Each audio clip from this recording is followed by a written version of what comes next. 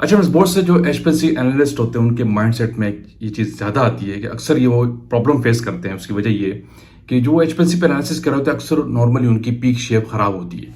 कभी टेल आ गया, कभी शोल्डरिंग आ गई, कभी पीक का आरटी भी आउट हो जाता है और समटाइम ऐसा भी होता है कि क्रोमोडोग्राम के ऊपर कुछ एक्स्ट्रा पीक या इम्प्योरिटी शो होना शुरू हो जाती है। अब इसके पीछे क्या कॉजेज है वो सोच रहे होते हैं। तो आज इस वीडियो का फोकस ये कि मैं आपको बताता हूँ कि क्या रीजंस होते हैं कि इस तरह का प्रॉब्लम आप एचपीएलसी फेस करते हैं, जिसके पीछे मेन रीजन होता है कंटामिनेशन। ठीक है, लेकिन वो कंटामिनेशन के सोर्सेज क्या है, असल चीज ये है आप जिसको आप निग्लेक्ट कर रहे हो तो आपको अंदाजा नहीं हो रहा होता और एचपीएलसी पे कंटिन्यू कंटामिनेशन जारी होती है और आपके रिजल्ट्स जो एचपीएलसी पे कॉन्सिक्वेंसेज होते हैं वो इस तरह के सामने आ रहे होते हैं। तो वीडियो बड़ी एंड तक देखिएगा, पूरी बड़ी इंपॉर्टेंट वीडियो जो एचपीएलसी यूजर उसके लिए। कंटामिनेशन किन किन सोर्सेज से आपके एचपीएलसी पे जाती है और आप निग्लेक्ट कर रहे होते हैं, आप समझ रहे होते हो कि मैंने सही काम किया। अब इसमें बहुत सारे रीजन मैं आपको बताता हूँ। सबसे पहले इंपॉर्टेंट चीज होती है जो आप सैंपल बना रहे हो तो उसमें आप अवॉइड कर जाते हैं वॉटमैन फिल्टर पेपर को। कुछ स्मार्ट एनालिस्ट होते हैं वो क्या करते हैं, जब सैंपल बना रहे होते हैं स्टैंडर्ड सैंपल के केस में रेकमेंडेड होता है कि इस सैंपल को या सिरप का या टैबलेट का या कैप्सूल का, वो हैजी होता है डेफिनेटली, उसको आप फिल्टर करें वॉटमैन 40 से या वॉटमैन 42 से या वॉटमैन 41 से। स्टेप को वो अवॉइड कर जाते हैं और क्या करते हैं, कुछ हैजी सॉल्वेंट को डायरेक्ट सिरिंज में लेके 0.45 के फिल्टर पेपर से, जिसको एक्रोडिक्स कहते हैं, उससे कर देते हैं। तो इससे भी कंटामिनेशन के चांसेस जा रहे हो तो जो आपको नजर नहीं आ रहा होता, क्योंकि कुछ सॉल्युबल इंप्योरिटी होती है तो कुछ इनसॉल्युबल इंप्योरिटीज होती है जो चली जाती है सिस्टम के अंदर, क्योंकि ये रिकमेंडेड होता है कुछ मेथड्स के अंदर कुछ सैंपल्स के साथ कि आपने वॉटमैन 40 या 41 या 42 यूज करना है। दूसरा बड़ा इंपॉर्टेंट चीज है कि आप जो सॉल्वेंट यूज कर जाते हैं समटाइम ऐसा अवेलेबिलिटी ना होने की वजह से एचपीएलसी ग्रेड का सॉल्वेंट नहीं है और आप यूज कर लेते हैं, मिसाल के तौर पर मेथनॉल या एसिडोनाइट्राइल। ये बड़ी इंपॉर्टेंट चीज है क्योंकि एचपीएलसी ग्रेड के सॉल्वेंट रिकमेंडेड है एचपीएलसी के लिए। एआर ग्रेड एनालिटिकल ग्रेड के सॉल्वेंट से जो आप एनालिसिस में यूज कर रहे हो तो उसको नहीं लिया करें, इससे भी कंटामिनेशन जाती है। क्योंकि जो एआर ग्रेड के सॉल्वेंट्स होते हैं उनकी प्योरिटी लेवल लेस देन 95 होता है, जबकि जो एचपीएलसी ग्रेड के सॉल्वेंट थे, मेथनॉल हो गया, एसिटोनाइट्राइल हो गया, समटाइम वाटर भी आता है, तो वो उनकी प्योरिटी 99% होती है। तो उस पर इम्प्योरिटी के चांसेस या कंटामिनेशन के चांसेस कम होते हैं। तो इसलिए जब आप नॉन एचपीएलसी ग्रेड का सॉल्वेंट यूज करते हैं तो आपकी इम्प्योरिटी सिस्टम में जारी होती है और कॉन्सिक्वेंसेज आपके सामने होते हैं। एक बड़ी इंपॉर्टेंट चीज ग्लास वेयर कंटामिनेशन।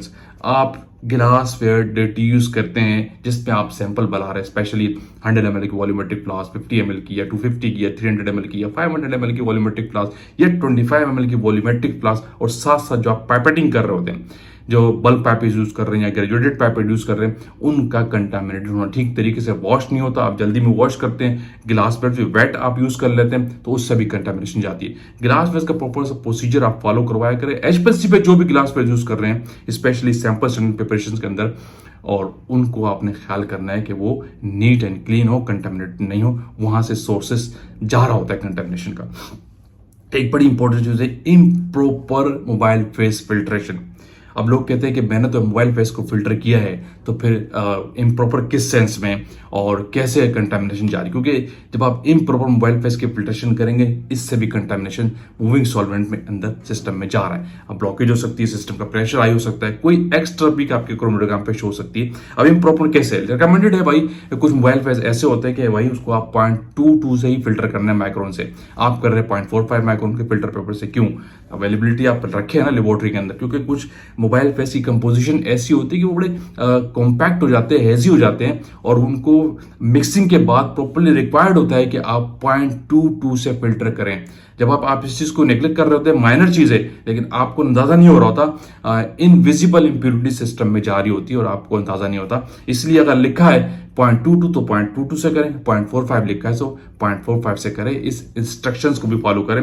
एक और बड़ी इंपॉर्टेंट चीज है कि यूजेज ऑफ हैजी मोबाइल फेस। आप लोग केयर नहीं करते मोबाइल फेस की मिक्सिंग की, मेथनॉल लिया या एसिटोनाइट्राइल लाया या किसी बफर के साथ मिक्स किया, मोबाइल फेस आपका हैजी हो रहा है, ठीक है, तो आप उसको सिस्टम पे ले जाते हैं। हैजी मोबाइल फेस, हैजी सैंपल, हैजी सॉल्वेंट किसी भी केस पे सिस्टम पे नहीं जाना।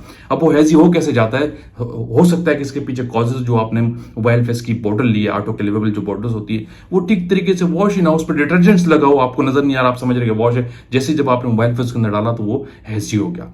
तो आप समझ रहे हैं कि मैंने तो अपने स्टेप को फॉलो किया, तो वो जो माइनर हैजीनेस जो है मोबाइल फेस के अंदर, ये कंटामिनेशन कैरी किए हुए होता है। तो मोबाइल फेस को कभी भी आपका हैजी नहीं होना चाहिए, ये भी सोर्स होता है कंटामिनेशन का। एक बड़ी इंपॉर्टेंट चीज है कि हैजी सैंपल आप यूज कर लेते हैं कभी कभी, ये भी बड़ी चीज देखने में आई है। जो क्रीम के सैंपल्स होते हैं स्पेशली ऑइंटमेंट्स के जो सैंपल्स होते हैं या किसी ग्रेन्यूल्स का जो सैंपल आप बना रहे होते हैं वो हेजी होते हैं, उनको फिल्टर करते हैं उसके बाद भी हेजी होता है। लेकिन आप समझ रहे हैं कि मैंने वॉटमैन से फिल्टर किया, ठीक तरीके से स्वैनी से भी किया है, लेकिन फिर भी हेजी है, मे भी आपका फिल्ट्रेशन ठीक नहीं हो।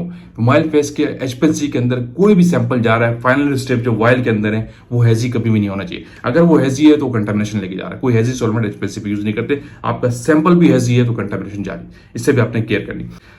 क्लियर है? तो बहुत सारे लोगों के जहन में सवाल था कि भाई मेरी एनालिसिस क्यों खराब होती है, उसके पीछे मेन सोर्स कंटामिनेशन है। और कंटामिनेशन के सोर्सेज क्या है जो मैंने आप इस वीडियो में बताया। जो एचपीएलसी यूजर है इन बातों को खास ख्याल रखें तो उनकी HPLC analysis neat and clean चलेगी स्टार्ट टू एंड तक। तो वीडियो का पेंड करते हैं। वीडियो आपने लाइक किया तो शेयर कीजिए, कमेंट्स कीजिए। अगेन कहूंगा जो लोग चैनल पर न्यू है वो लास्ट में टाइप कीजिए ताकि ऐसी टेक्निकल वीडियोस आप तक पहुंचती है। Thank you for watching. अल्लाह हाफिज़।